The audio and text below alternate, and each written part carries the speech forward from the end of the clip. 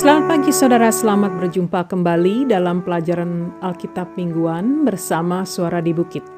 Saya berharap keadaan saudara dan keluarga baik, penuh dengan damai sejahtera Allah kita, Yesus Kristus.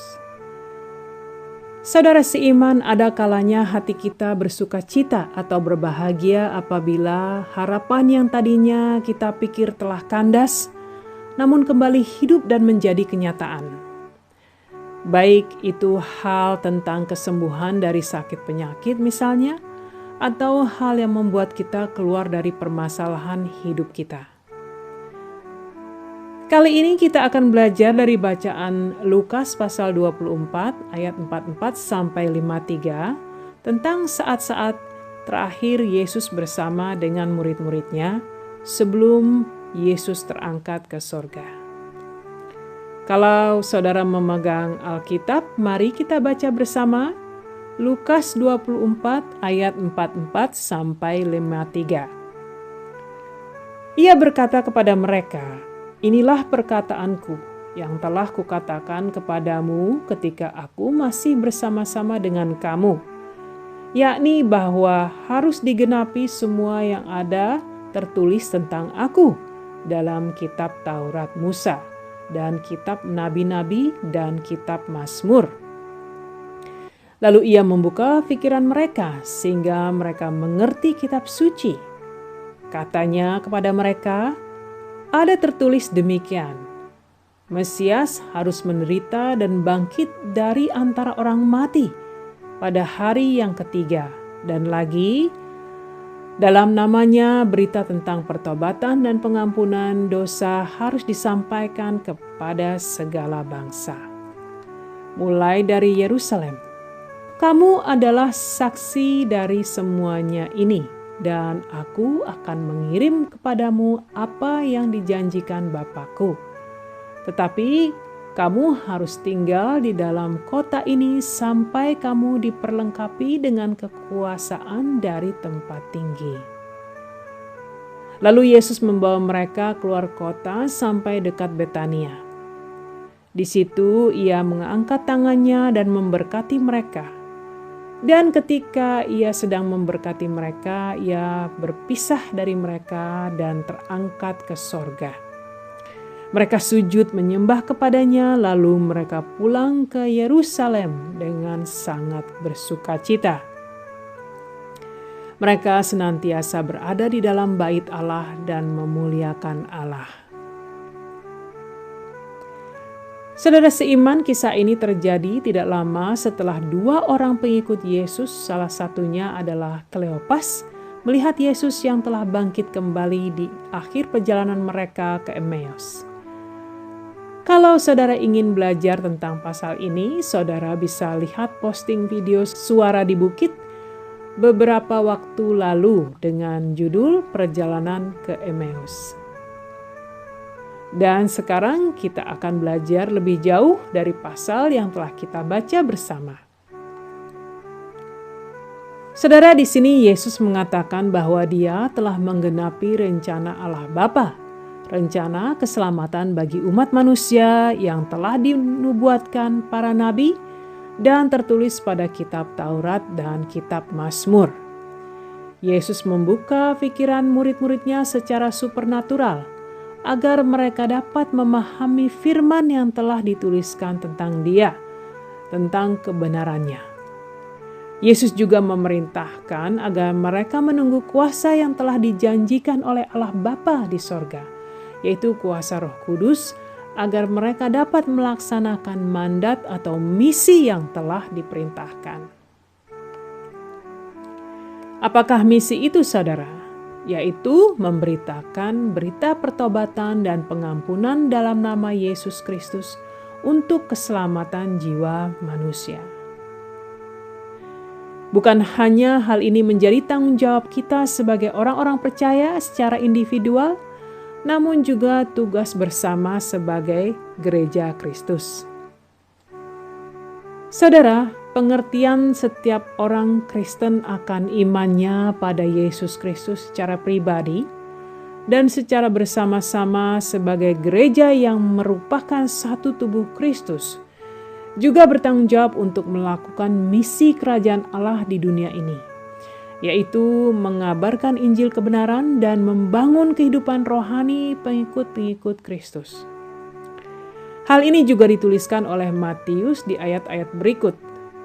Matius 28 ayat 18-20 yang mengatakan, Yesus mendekati mereka dan berkata, "Kepadaku telah diberikan segala kuasa di sorga dan di bumi.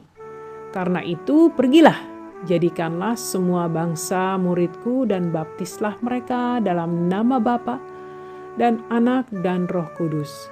Dan ajarlah mereka melakukan segala sesuatu yang telah kuperintahkan kepadamu. Dan ketahuilah, aku menyertai kamu senantiasa sampai kepada akhir zaman." Sekarang dapatkah saudara mengerti bahwa ini adalah perintah dari sorga yang sangat penting bagi kita? Saya berdoa saudara agar Tuhan terus memberikan kekuatan, semangat, dan keinginan untuk terus memberitakan Injil kebenaran, mengajarkan dan berbagi dengan apa yang telah saudara dapati. Apa yang Tuhan telah anugerahkan bagi saudara bukan hanya untuk diri saudara sendiri, namun juga untuk orang lain. Semakin saudara terus berbagi, semakin besar sukacita Allah yang akan saudara rasakan. Kenapa demikian? Karena pada saat saudara melayani Allah, karena saudara mengasihi Dia, maka Allah akan menganugerahkan damai sukacitanya bagi saudara. Bukan hanya Tuhan Allah memerintahkan, namun juga mempersiapkan dengan kuasa Roh Kudus untuk melakukannya. Saudaraku, tanpa kuasa Roh Allah, kita semua tidak dapat melakukan apa-apa. Biarlah tertanam dalam hati dan pikiran supaya semua yang telah dicapai dalam pelayanan pada Tuhan semata-mata karena kasih dan anugerahnya, sehingga tidak ada orang yang jatuh karena kesombongan. Sekarang saudara dapat membayangkan bahwa murid-murid Yesus sangat bersukacita dan yakin bahwa mereka akan kembali bertemu dengan Yesus Kristus. Di saat ini mereka dapat mengerti apa yang telah diajarkan Yesus dan Roh Kudus akan terus mengingatkan mereka. Demikian pula dengan hidup orang-orang percaya. Anugerah akan kehidupan kekal bersama Yesus Kristus adalah firman Allah dan janji Allah yang Dia penuhi dalam hidup mereka. Di saat ini, kalau ada di antara saudara yang belum memulai untuk mengabarkan tentang kasih Tuhan Yesus pada orang lain, maka mulailah dengan doa, memohon agar Roh Kudus memberikan petunjuk dan kuasa. Mungkin ada yang merasa tidak yakin bahwa ia bisa meyakinkan orang lain. Mungkin ada yang ragu atau mungkin takut untuk ditolak. Mungkin ada yang takut bahwa hal ini akan membuat orang lain tersinggung. Penolakan akan kita alami saudara pada saat kita memberitakan Injil keselamatan. Tidak ada manusia yang dapat meyakinkan hati orang lain untuk menerima kebenaran.